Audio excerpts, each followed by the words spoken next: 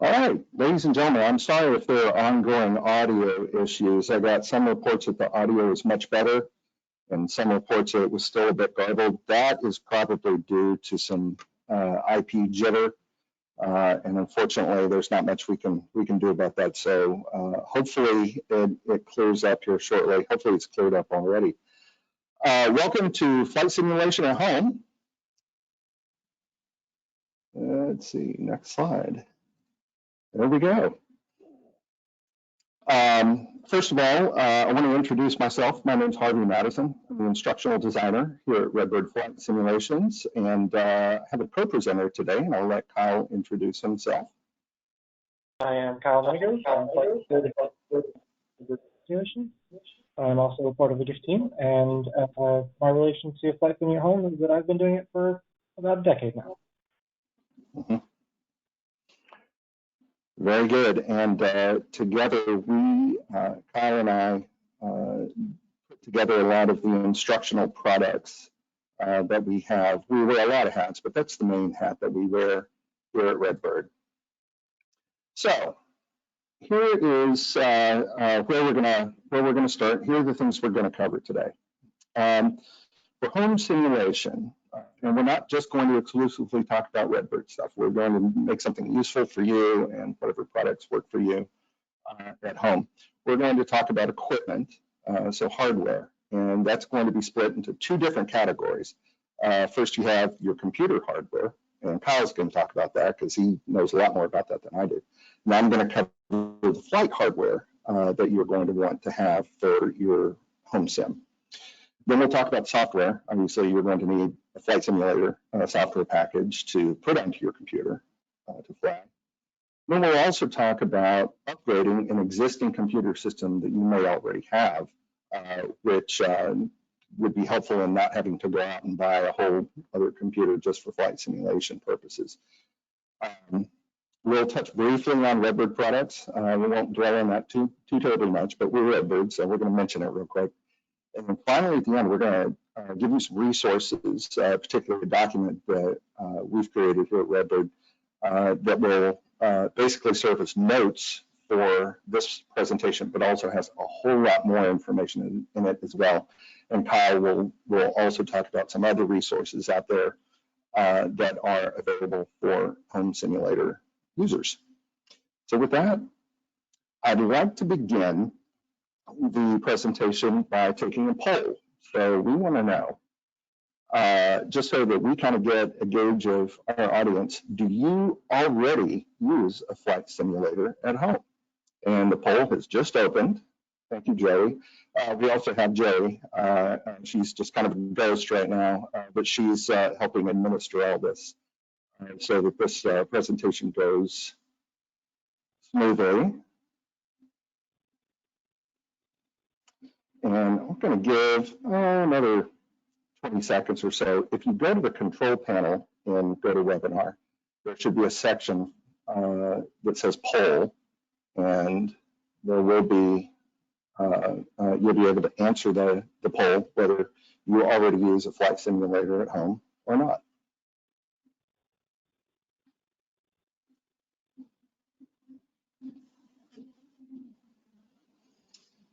And so far, it's neck and neck.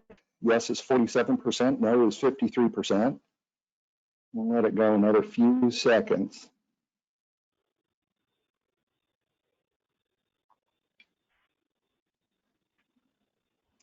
While the poll is going on, can you guys tell me if me holding the microphone right here is better?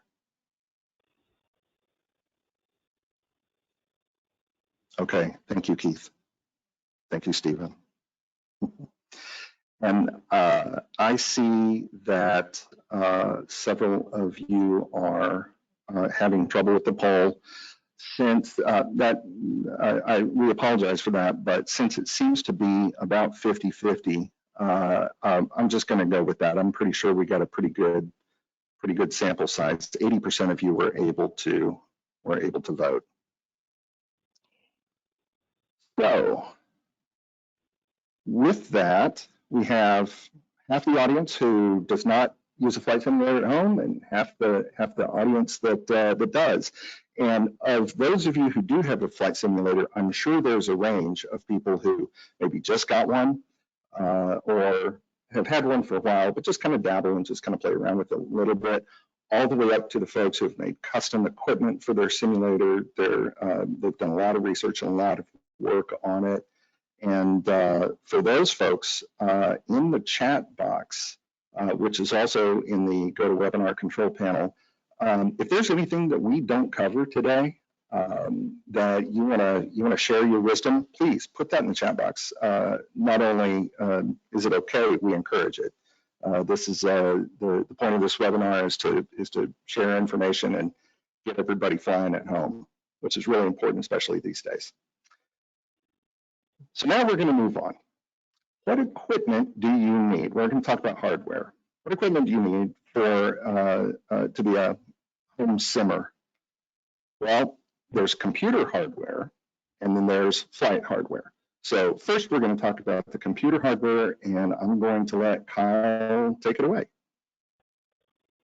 When we're talking about your computer hardware, we're talking about everything encompassing the computer itself, something you would use also for working from home or to play other games, whether it's a laptop or the desk unit, and there's displays attached with that. We're also talking about any keyboards, mice, etc. Those would be the computer itself. We have a handout that is for Redbird. It relates to what equipment and what software. I mean, it's way more detailed than we're going to be able to go today. It's everything you would need. Foundationally, some things that we can say is, Hey, Kyle. Yes. I'm sorry to interrupt. Several people are requesting, and I'm hearing the same thing. If you could slow down just a little bit, just because of some muffle. Your sound is probably the same as mine, so sorry. Okay, we'll slow down. We do have the handout. It is available in the webinar. I'm not exactly sure where a user will be able to click to it, but there should be a section for handout that will allow you to download it. But at the bare minimum, we're going to talk about how you need to set up your machine to the flight simulator.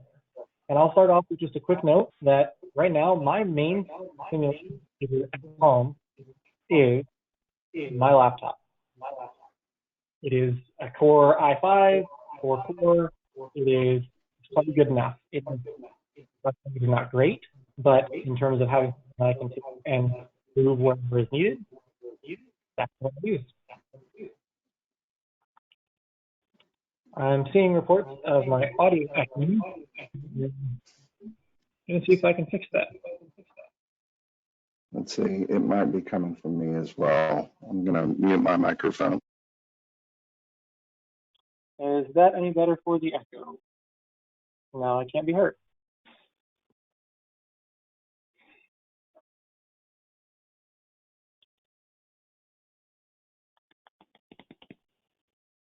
How about that for the echo? It should be a little better, and everybody's saying it's better. Go ahead. Good. We will continue with it. For the operating system that you're going to use on your machine, bare minimum is Microsoft Windows 7. Almost all of flight simulator softwares that are out there are going to require Microsoft. There's a few out there that exist open source or otherwise for other platforms, but in general, you're going to want to run Microsoft Windows. At minimum for some versions of Prepared, and I mean everything will also run on Windows 7, but I would highly recommend personally to have Windows 10 and the most recent updates to maintain security. If you do have your device not connected to the internet, that's not too terribly much of a problem. However, it's still generally best to have your device the most up to date. You're going to have the most availability for other software to work effectively. We're going to be looking for the hardware now. It's going to be a bare minimum of a Intel Core i3. I mean, really, it's going to get you by. You're going to really want something more like a Core i5 or i7 or the AMD equivalent, minimum about 3 gigahertz. If you have a multiple core machine, it's not going to necessarily have too many benefits for most flight simulators. Most of them are pretty well core locked. The much more modern ones are multi-threaded and they can work effectively. on that. A good offering in the low entry-level budget gaming right now is the AMD Ryzen 3 line that they just released. That's always a good option. For your memory, for most flight sims, you're going to be looking for at least 8 gigs. Technically, most of them will work on 4, but you're going to be really feature limited in that. You're not going to be able to open up many other programs with it, whether that's ATC Simulation or more advanced avionics. Almost all of them are going to require about 8 gigs or more for your total machine. I personally would recommend, if you're going to be building a computer, just go ahead and start off with 16 gigs of memory. That way you'll be covered on most of your bases. Beyond that, you're going to be looking at storage. The olden days storage of hard drives, spinning disks, they're much by the wayside now, but there are still lots of computers out there that have them. The much more modern alternative is going to be a lot faster as a solid state drive. It's flash-based memory, and it's significantly faster. You're going to be looking for at least 40 gigs of RAM, predominantly, not RAM, of storage. Predominantly, most of that would be allocated just to the flight simulation engine you're going to use. Personally, I would recommend about 120 or larger SSD if you're just using it as a flight simulation computer and not for any local document editing, anything like that. Anything more than that, you're going to want a bigger storage just to make sure you've got enough space. You don't want to be running out of space. Windows doesn't typically do well when it's low on space. And the thing that's actually going to make probably the biggest difference for everything is predominantly going to be your graphics card. Like majority of the reason my little laptop that I'm actually using right now doesn't do particularly well with flight simulation is that it doesn't have a dedicated graphics card.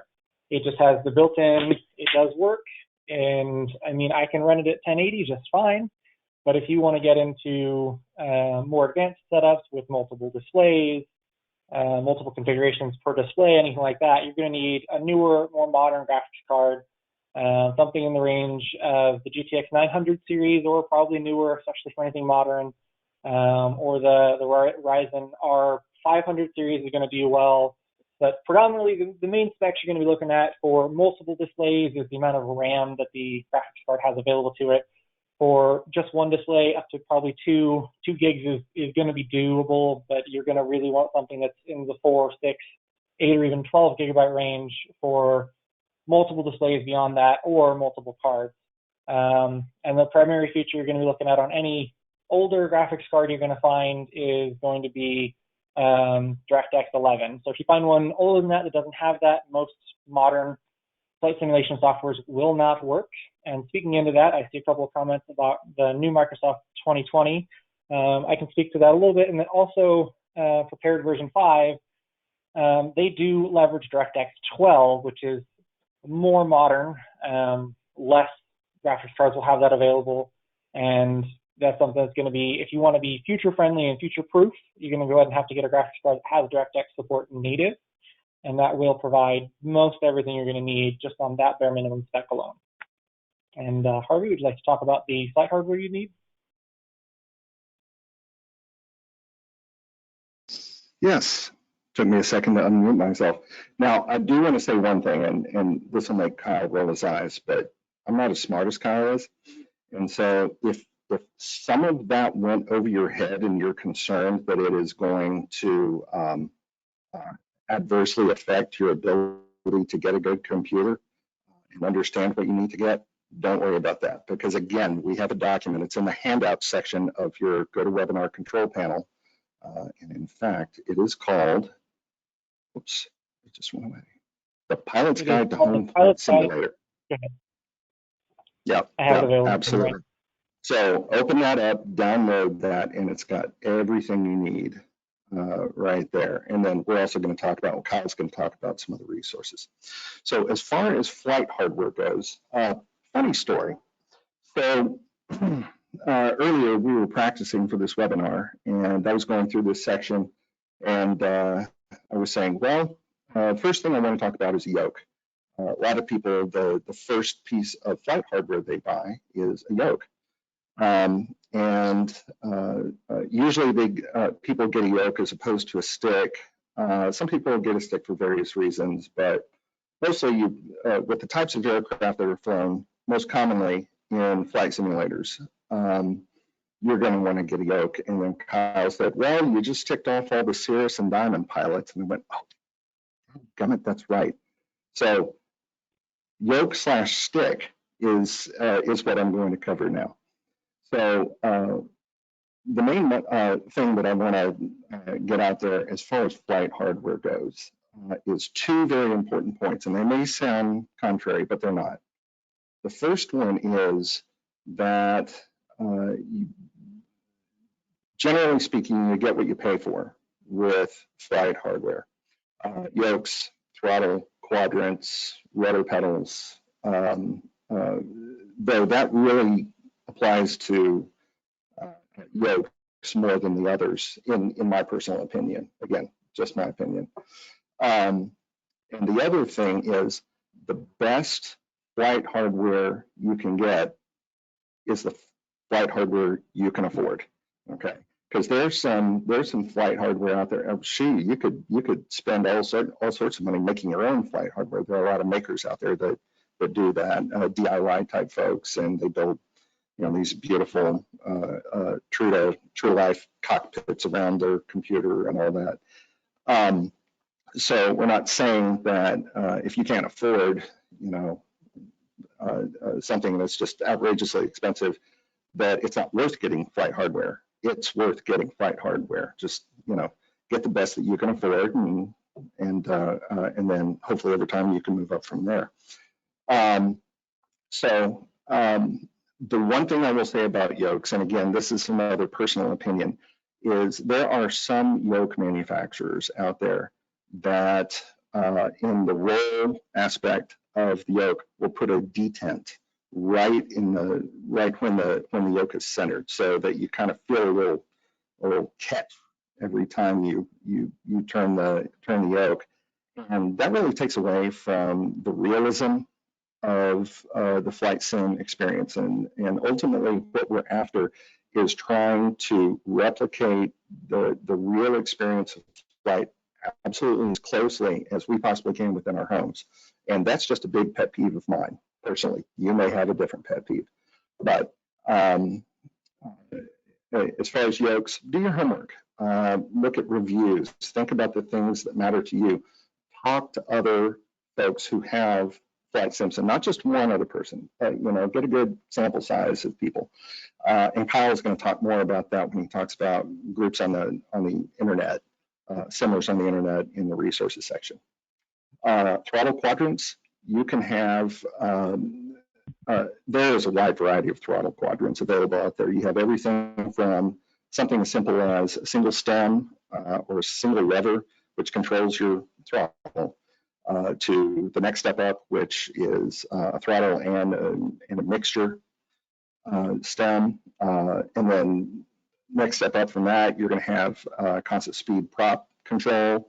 Next step up from that, there are going to be some switches on that throttle quadrant, maybe for your flaps or for gear, putting gear up and down.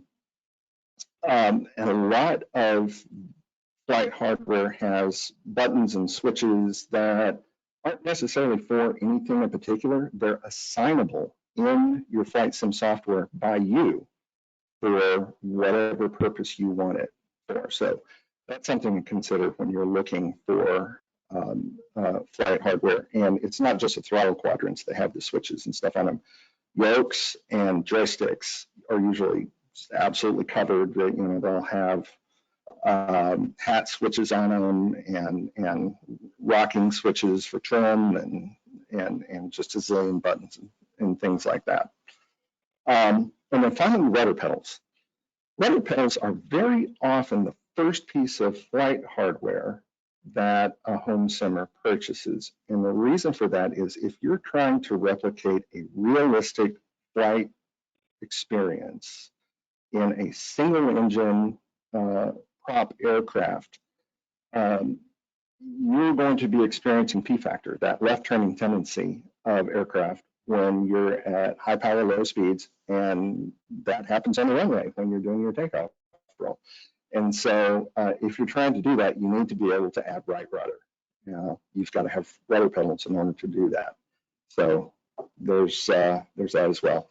And then finally, I want to say one note about the all-in-one joysticks that are out there.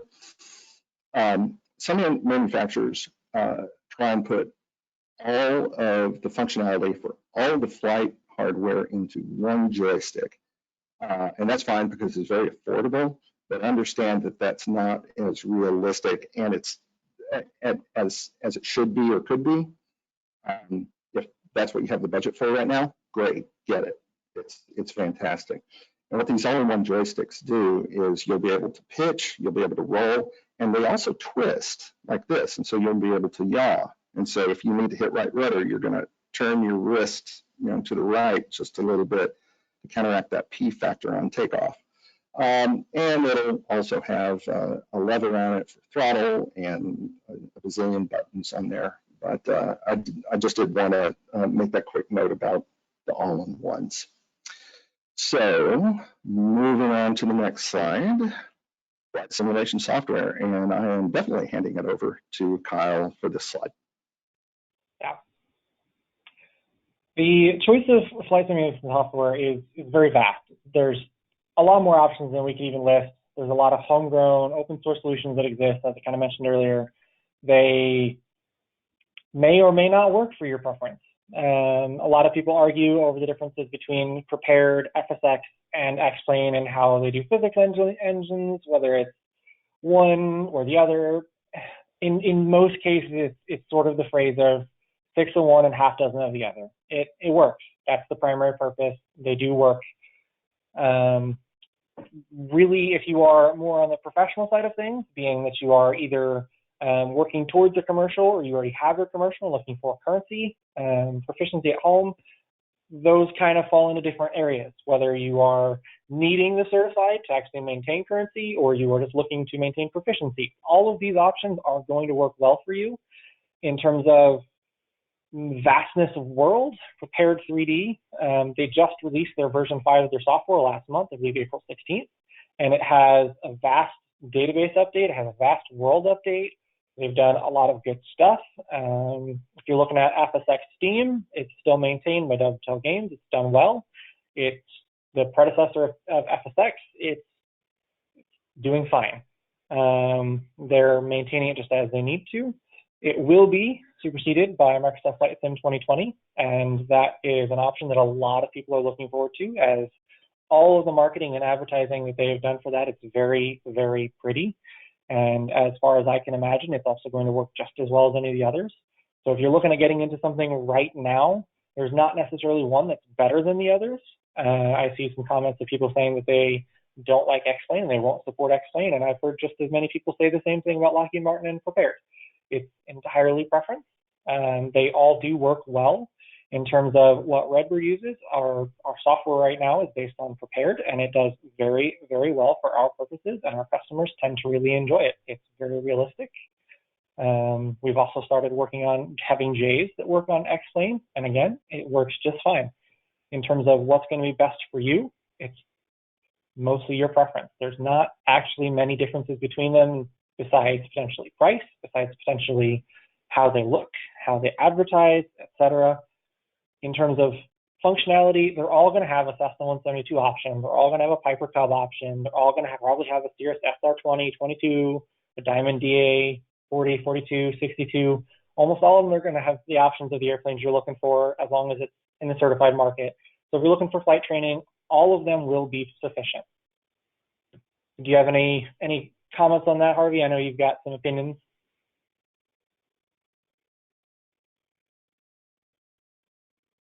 I've got opinions, all right. However, the thing that I think I want to say here is that, my needs and my experience are probably vastly different from a lot of folks who are on here right now. What I would say to somebody who is, I'm only going to talk to half the audience right now, I apologize. Those of you who do not have a flight sim at home right now, honestly, and Kyle, feel free to jump in and say I'm wrong, but I think any of these options for a beginner are fine. X-Plane is really pretty. It has good graphics. Prepared is used by Lockheed Martin to train military pilots. I mean, it's super accurate. FSX Steam is very accessible. Microsoft Flight Sim 2020 isn't out yet, so you know. But I just this is one of those areas where I think you know, if they all have, you know, fairly decent support and documentation, and you know, if you can read directions or a quick start guide, you're going to be up and operating in the air in no time, and they're all pretty good. Okay. Okay, cool. All right, moving on. Also, Kyle Yep. has experience with Pilot Edge and VATSIM that I do not. I need to get experience with it, but I don't have it for this webinar today. So Kyle, take it away. Primarily what you're going to be looking at with VATSIM and Pilot Edge are air traffic control networks. They provide resources for you to train in communications and getting more effective at radio communications specifically. They are two different kinds of the same coin. Basically, Pilot Edge is a professional network. They have actual air traffic controllers who have done this as a real job, and they are experienced, and they are paid as a professional air traffic controller, and they work very well. They control lots of traffic in lots of areas. They work with lots of different sims.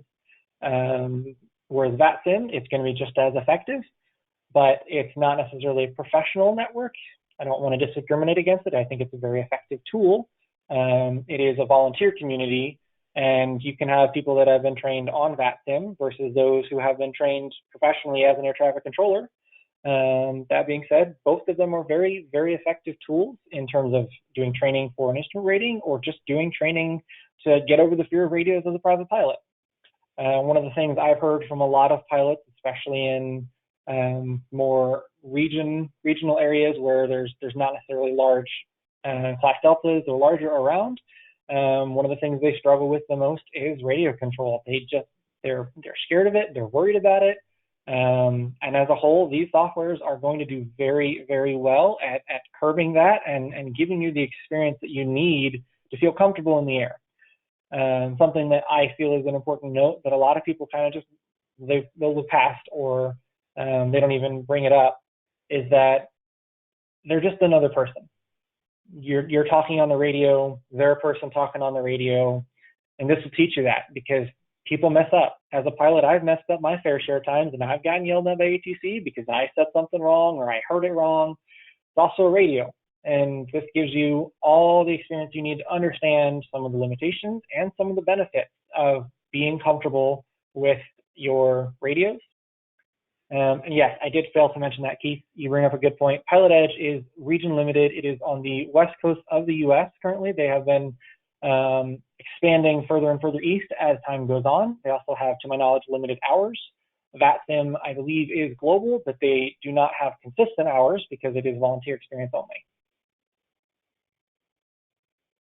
Okay, Kyle, we have a question that I think is perfect for you.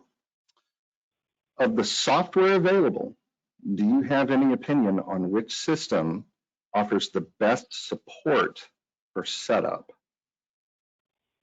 Now we have lots of, yeah, go ahead. Yeah. For that, I would say the easiest and best right now for support would be X-Plane. Lockheed Martin's Prepared is geared towards the professional, and while they do have support available, it is limited to their forums. X-Plane has a little bit more resources available for the initial setup, and I imagine when Microsoft Flight Sim 2020 comes out, it'll be in the same boat. It'll have plenty of resources available for it.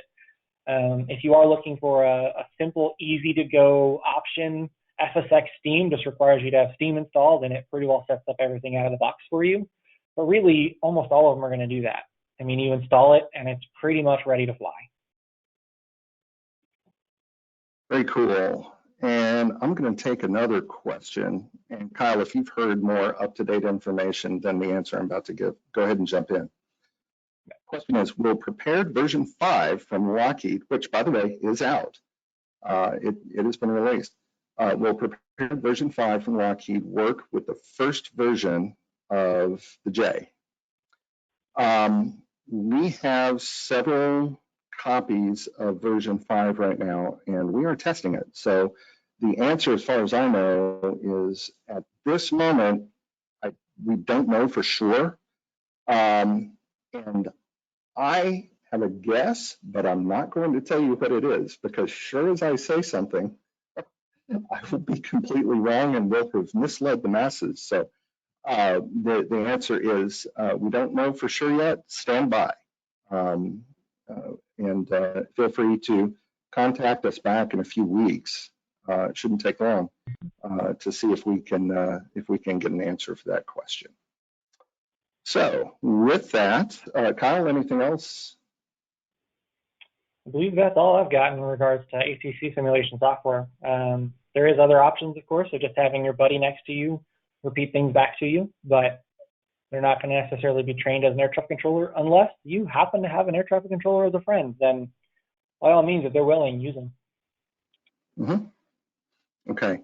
And I see a couple of other questions here. I'm going to go ahead and continue on for now, but I just want to let the room know I see your questions and you're not being ignored.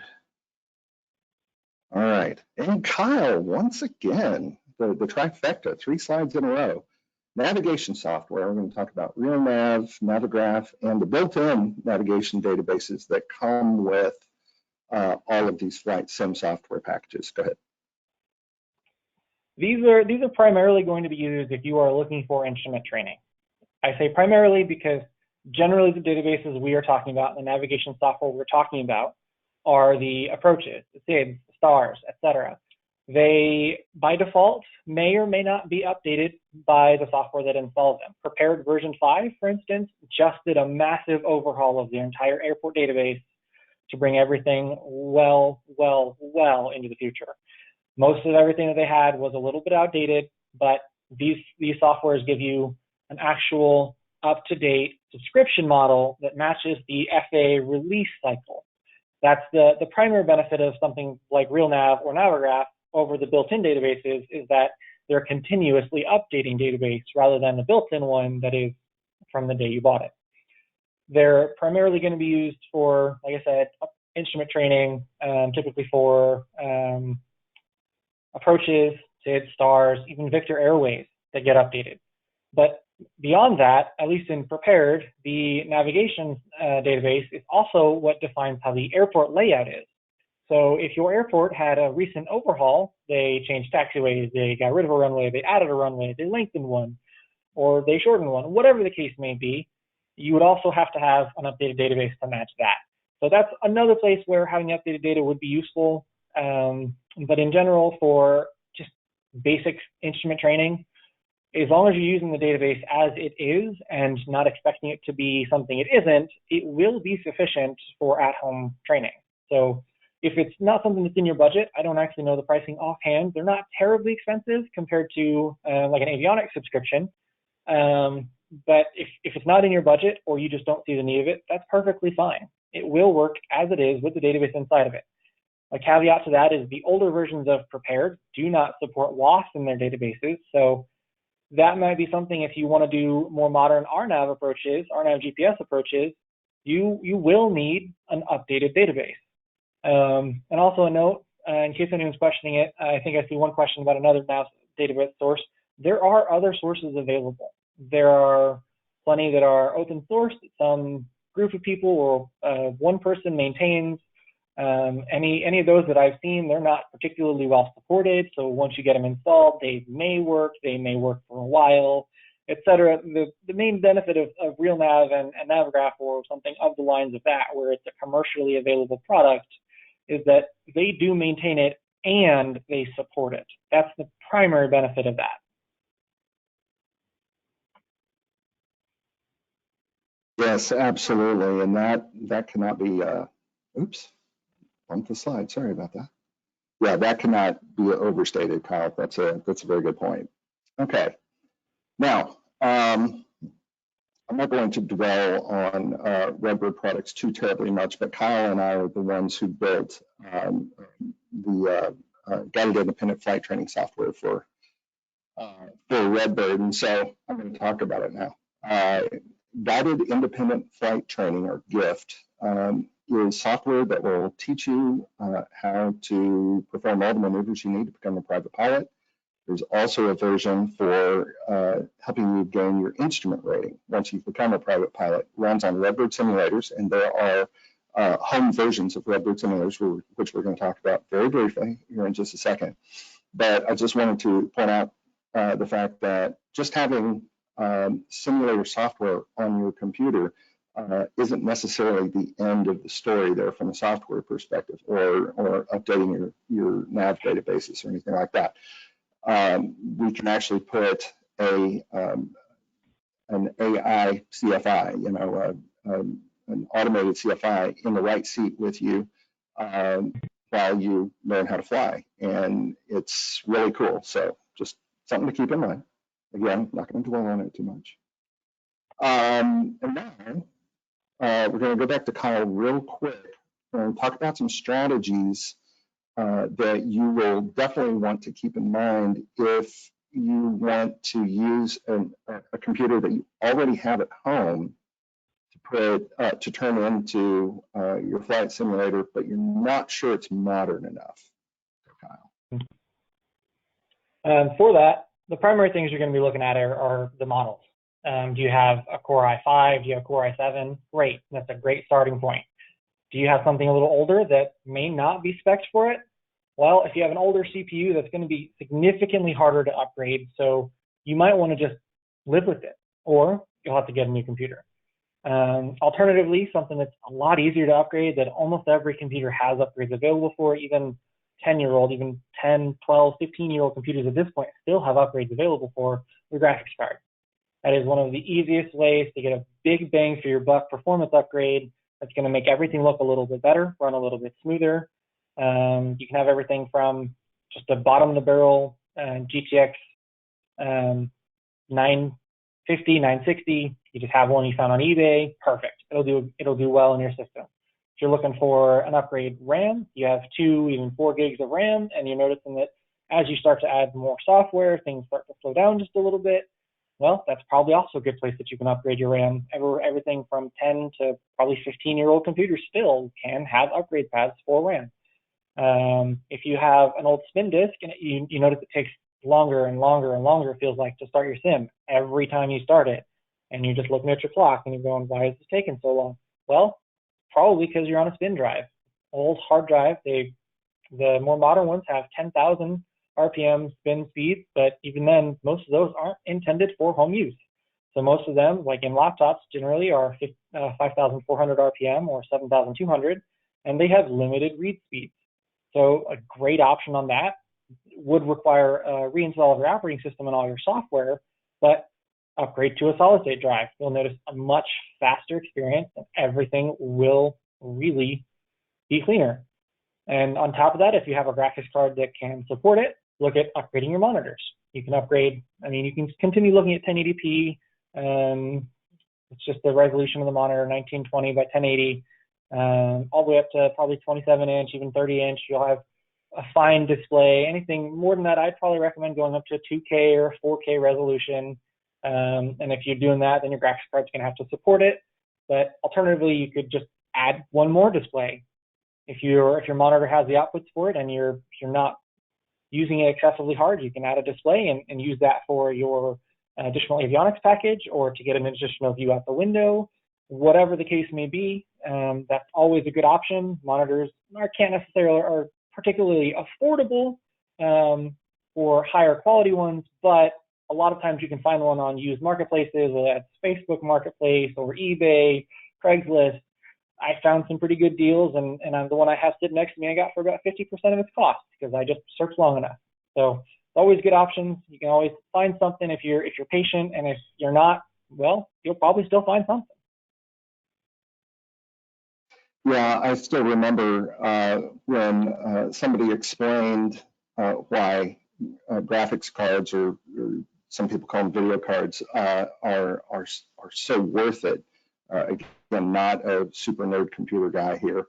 The way it was explained to me is, when you get a graphics card, a modern one, you know, you go out and you buy one today, it's its own little computer. It's got its own processor. It's got a little bit of its own RAM, you know, and so it's taking a huge load off of the main processor in your computer and the RAM in your computer and freeing it up to do all the physics calculations for your flight simulator while your graphics card is worrying about putting a really pretty picture on your monitor without any jitter or slow frame rates or anything like that. Oh, okay, that makes a lot of sense. Again, not a computer guy, but when they explained it to me that way, I was like, oh, thank you. Okay, that makes sense.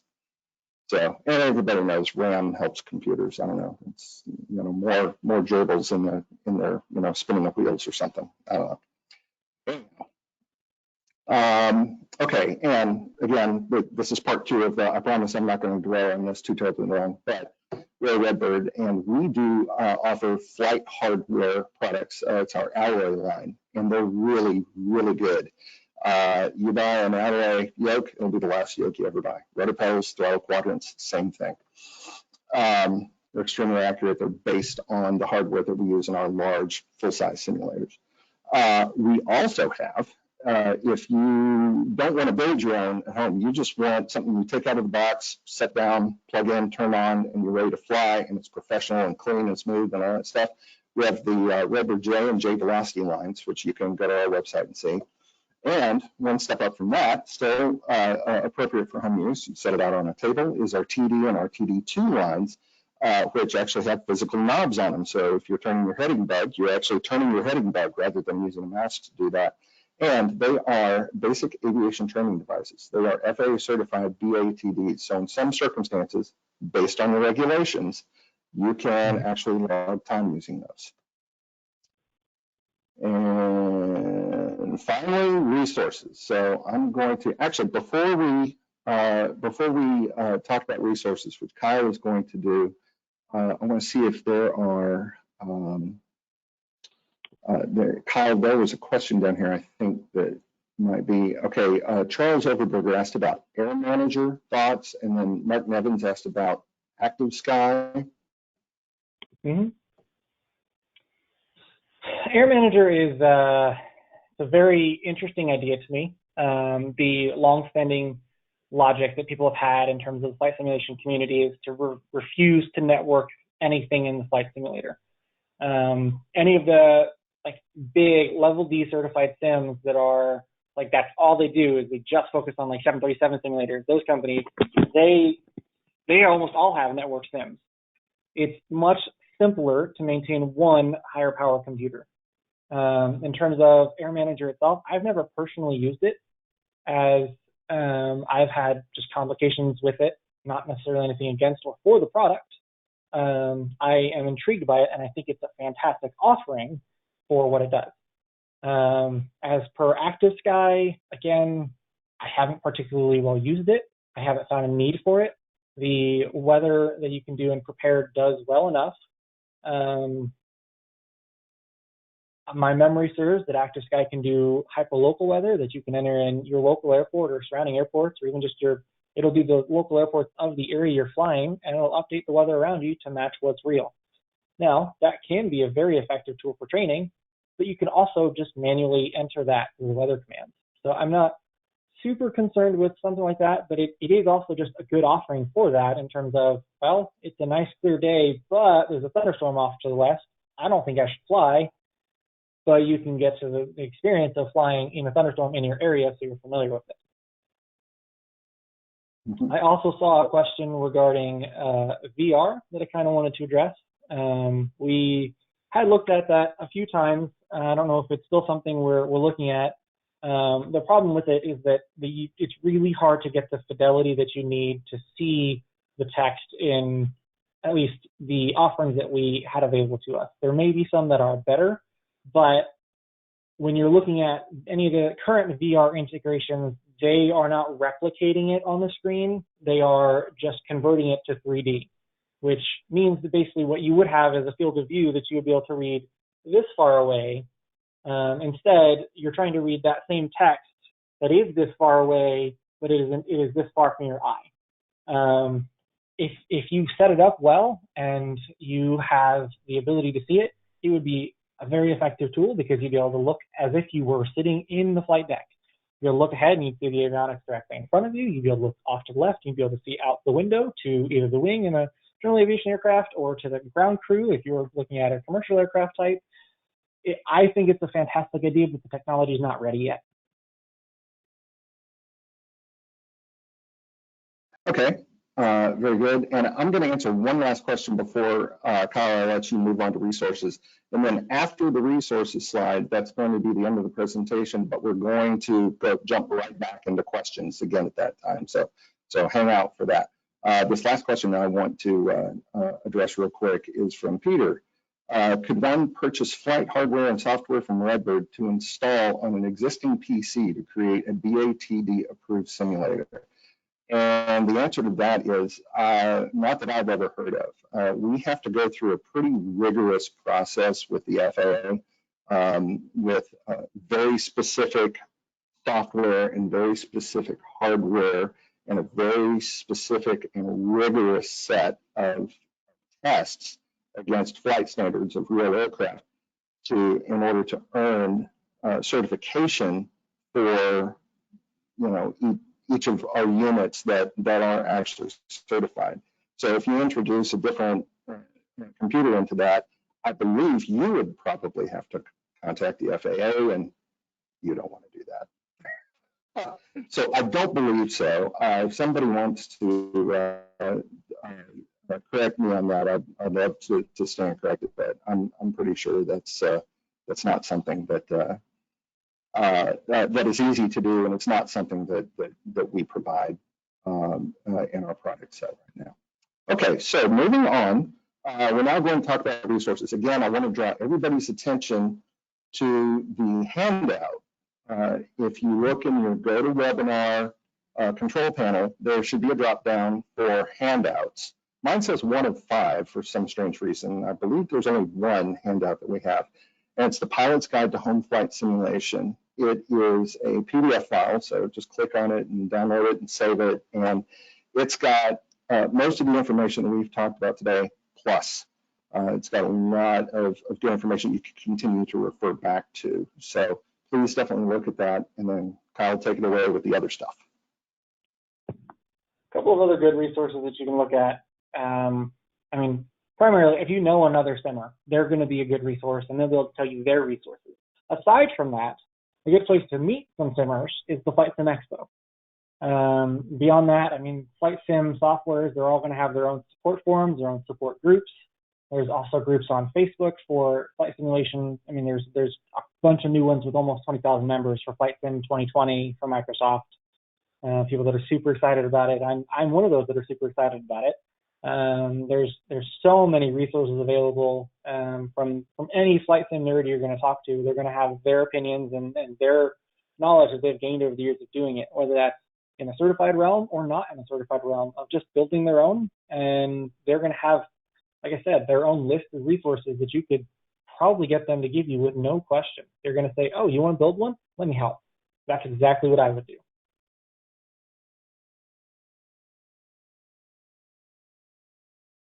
All right, sorry, it took me a second to find the unmute button there. Okay, and now questions. And so we're going to continue with the questions. And let's see, we've got quite a few of them here. So we've had several questions pop up regarding Apple products, regarding the Mac. And I am not the expert on that by any stretch. I have an iPhone, and that's about it. But I'm going to go ahead and take Lou's question, which is kind of representative. Is X-Plane the only sim that will work on a Mac? Also, are Windows-based sims more capable for instrument training and maintaining proficiency? So that's 2 questions. I'm going to take the Mac one first. And the answer is, I know Prepared really, really well, and I don't believe it runs on a Mac. I don't think I've ever seen, Kyle's shaking his head as well. X-Plane clearly does. Microsoft, I don't think I've ever heard of anything from FSX back ever running on Mac. So I don't believe so. I'm going to kind of give the cop-out answer. Well, why don't you ask them? Go to apple.com and go to, whatever, or the Flight Simulators website and see if they have, if they can run on a Mac. But I don't think so. I don't think so. Macs are great computers. They their proprietary hardware runs really clean, but I don't think many people have used it for flight simulating. And the second part of your question was, I don't think Joey got it.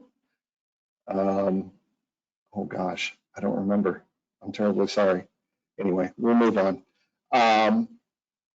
Let's see. Any thoughts on the use of flight simulation connected to ForeFlight? Yeah, I have thoughts on using flight simulators in ForeFlight. I think it's a fantastic idea. So did my company, so much so that we came out with a product called Corvus, which you can use to use ForeFlight with our simulators while they're running. And so as far as other software platforms, how would you do that? How would you do that just with regular prepared running on your home PC? I don't know. That's what the message boards are for that Kyle was just talking about.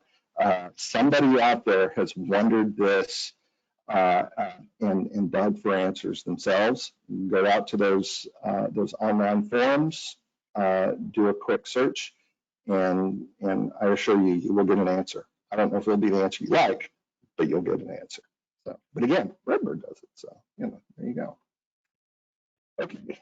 And then Mark Nevins asks, how about FSNav? I don't know, how about it? I assume what you mean is using that as a Navigator database. It's FSX navigation database. I don't think they keep that updated. I think it's probably ancient at this point. Joey is just coming. Hello. And so I would, if you want an up-to-date navigation database, either Renav or what's the other one? Navigraph. Navigraph, that's it. Brenda there for a second. Or P3D version 5 is now out. I saw a couple of people say, hey, when is version 5 coming out?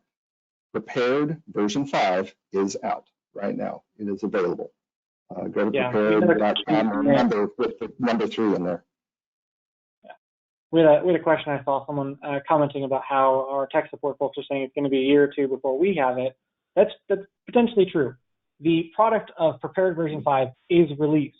We have not had enough time to do any development on integrating it into our sims or anything. So it could be as short as 3 months. It could be 2-3 years. We can't really say for sure until we get that time to figure it out. And as of right now, I mean, there were a bunch of people in-house that we didn't see the announcement. They didn't really make much fanfare about it. There were a bunch of people that knew about it because they pay attention more than some of us. Like, I don't particularly pay attention. Our CEO saw it. Our CEO saw it, and it was coming, and he's been testing it actually. So, as far as a year or two, I hope not, and I don't expect that. I mean, potentially it could be that long, but again, we're testing it right now, and we've got to test it very thoroughly if we're going to use it on our platforms to make sure there are backward compatibility issues with some of our existing software products, et cetera, et cetera. So there are a lot of details, I's to dot and T's to cross, but we're actively testing it right now. So stay tuned, definitely stay tuned. And at that point, I don't want this to go on too much longer. It's about 3 till the hour. So I think we're going to go ahead and wrap it up at this point. Now, if you are going, they didn't answer my question, I understand. We will answer your question though. So if you will, please send your question to info@redbirdflight.com. We will make sure that you get an answer to your question. If it went unanswered, or if you did get an answer to your question, but you would like some more follow-up or some more information. We definitely want to be responsive to you. You know, we're trying to provide a service for you because we love aviation and you love aviation, and we want you to be able to participate in it at home absolutely as much as you can, you know, in whatever form that happens to take. So with that, Kyle, do you have anything else? That's about it. It's been a pleasure. Anything else I could really say is keep the blue side up and the green side down. There you go. Wiser words never spoken. Everybody, thank you so much for participating. We look forward to seeing you again soon. We're ramping up the number of webinars we're doing these days, so definitely stay tuned. Check back with our website frequently, and I hope all of you have a really good day. Blue skies.